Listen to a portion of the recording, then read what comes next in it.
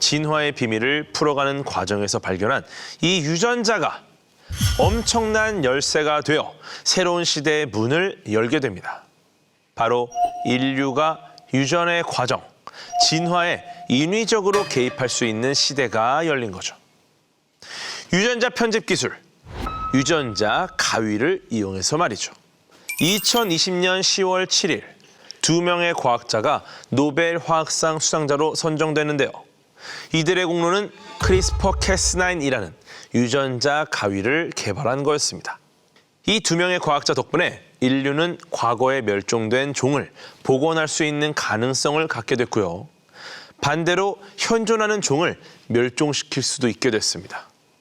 유니콘처럼 판타지 속에 존재하는 동물도 만들 수 있게 됐죠. 신의 영역이었던 생명의 설계에 도전한 두 사람, 제니퍼 다우드나와 에마뉴엘 샤르팡티에입니다. 조금 생소하실 수 있는 이 두 분에 대해 설명을 드리면요. 제니퍼 다우드나는 1964년생, 미국의 생물화학자입니다. 지금 캘리포니아 대학교 버클리 캠퍼스 교수로 왕성하게 활동 중인 현역 중의 현역입니다. 에마뉴엘 샤르팡티에는 1968년생이고 프랑스의 미생물학자입니다. 지금은 독일 막스 플랑크 감염 생물학 연구소의 교수로 계시죠. 정정하게 살아계신 과학자 두 분을 다루니까 굉장히 기분이 새로운데요. 이 두 분이 처음 만난 건 2011년입니다. 서로 같은 연구 목표를 갖고 있다는 걸 알게 돼서 공동 연구를 하면 좋겠다고 생각했죠. 그렇게 두 사람은 만난 지 14개월 만에 새로운 유전자 가위를 발견해서 사이언스지에 논문을 실습니다. 그리고 8년 동안 기술 검증 기간을 거쳐 2020년에 노벨상을 받게 된 거죠. 자, 그럼 유전자 가위가 뭔지 말씀드려볼게요. 간혹 가다가 이게 진짜 우리가 아는 가위처럼 생긴 거예요? 이게 자르는 거예요? 라고 묻는 분들이 계시는데요. 이거 아닙니다. 유전자 가위는 단백질로 구성된 효소의 일종이에요. 그런데 이 효소가 특정 DNA를 잘라낼 수가 있어서 그 기능이 꼭 가위랑 비슷하니까 유전자 가위라고 부르는 겁니다.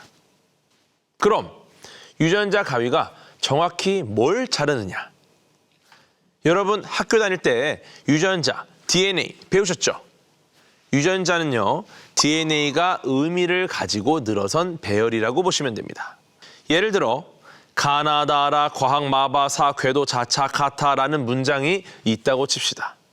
여기서 의미를 가지는 단어는 궤도와 과학 이 둘밖에 없습니다. 글자 하나하나가 DNA라면 궤도와 과학이 유전자에 해당되는 거예요. 이 문장에서 과학이라는 단어를 괴학이나 기학으로 바꾸면 뜻이 달라지거나 의미가 없어지죠. 그것처럼 어떤 유전자를 구성하는 DNA의 배열이 바뀌면 그 유전자는 기능을 잃거나 오히려 해로워지기도 합니다. 생물체에게 어떤 질병이 생기게 될 수도 있는 거죠. 그럼 이렇게 문제가 생긴 유전자를 잘라내고 다른 정상적인 유전자를 그 자리에 붙이면 질병을 치료할 수 있겠죠? 그래서 유전자 가위는 쉽게 말하면요. 어떤 블록의 조합이 있는데 거기서 특정 블록을 찾아서 원하는 블록으로 교체하는 거라고 생각하시면 돼요.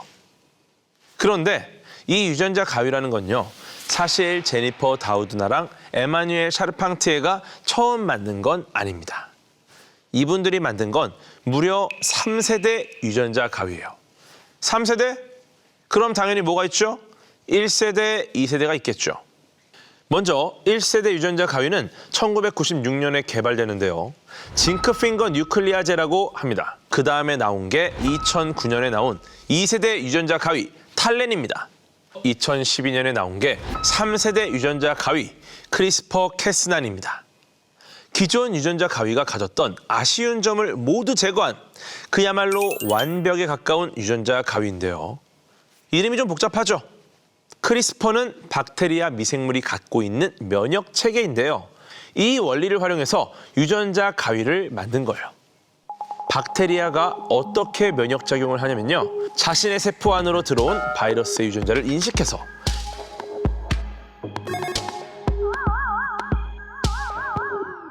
효소로 잘라서 바이러스를 무력화시킵니다. 캐스나인은 단백질 효소예요.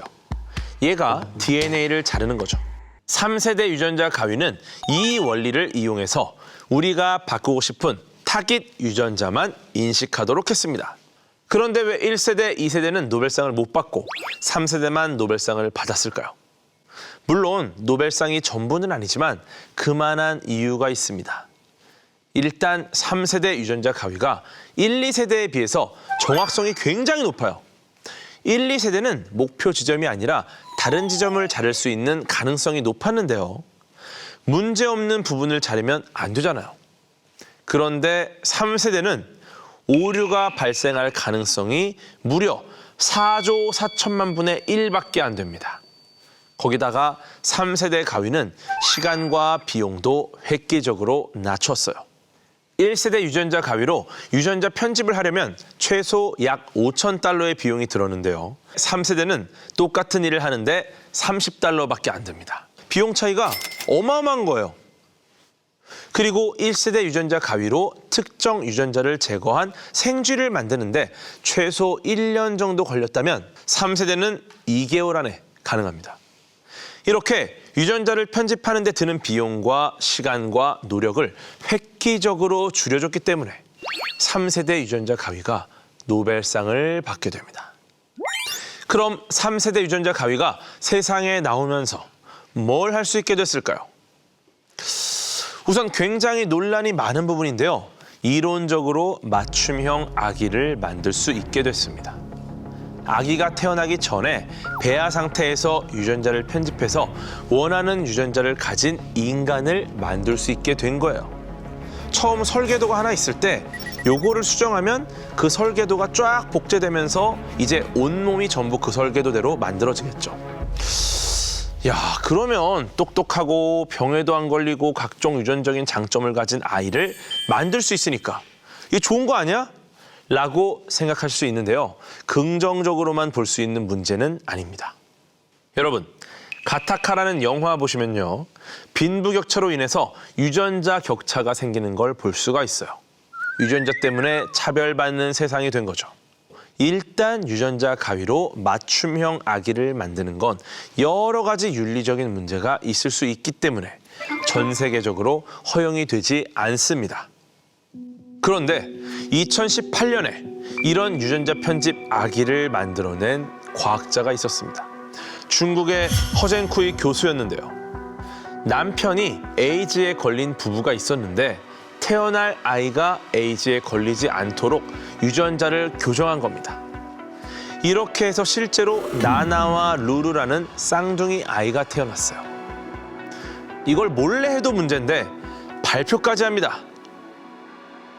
허젠쿠이는 생명윤리를 위반했다는 비난을 전 세계적으로 받았고 중국 정부도 불법 의료 행위로 징역 3년에 6억 원 정도의 벌금을 선고했습니다.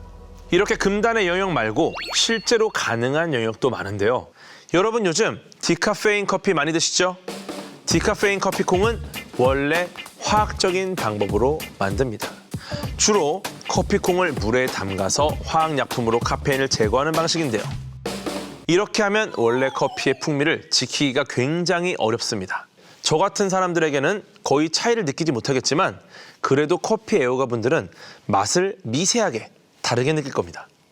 그런데 크리스퍼 유전자 가위 덕분에 훨씬 더 일반 커피에 가까운 디카페인 커피를 만들 수 있게 됐습니다. 아예 카페인을 만드는 유전자를 제거하는 거죠. 과학자들은 유전자 가위로 멸종된 동물을 복원하는 것에도 도전하고 있습니다. 바로 4,000년 전에 멸종된 털 매머드인데요. 매머드는 긴 털로 뒤덮인 거대한 코끼리로 영하 40도의 추위를 견뎌낼 수 있는 동물입니다. 그럼 어떻게 복원하냐? 매머드의 특징적인 유전자를 유전자 가위를 통해서 아시아 코끼리 유전자에 집어넣겠다는 건데요.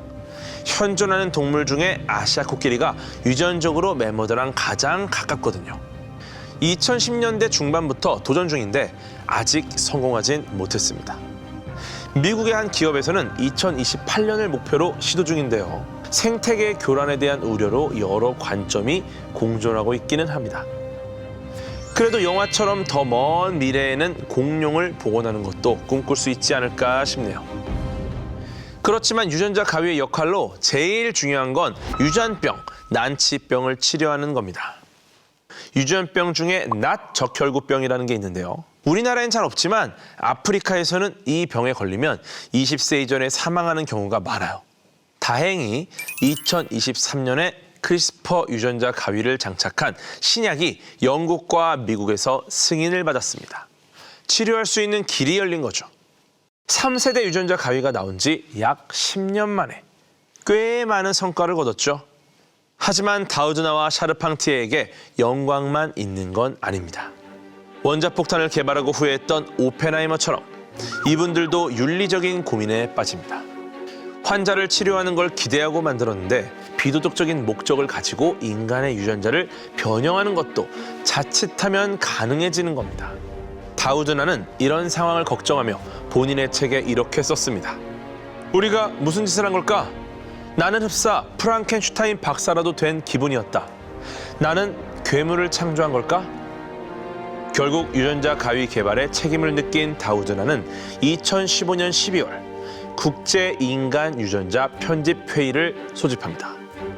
이 회의에서 유전자가 교정된 아이를 출산하게 하는 행위는 당분간 금지돼야 한다는 성명이 발표됐죠. 원래 진화라는 건 오랜 시간에 걸쳐 자연이 만들어내는 거대한 흐름이었다면 이제 우리는 인간이 아주 짧은 시간에 진화와 유사한 변화를 만들어낼 수 있는 시대를 맞이했습니다. 과연 인류는 이 인위적인 진화를 책임질 수 있을까? 여러분도 한번 생각해보는 시간이 되셨길 바랍니다.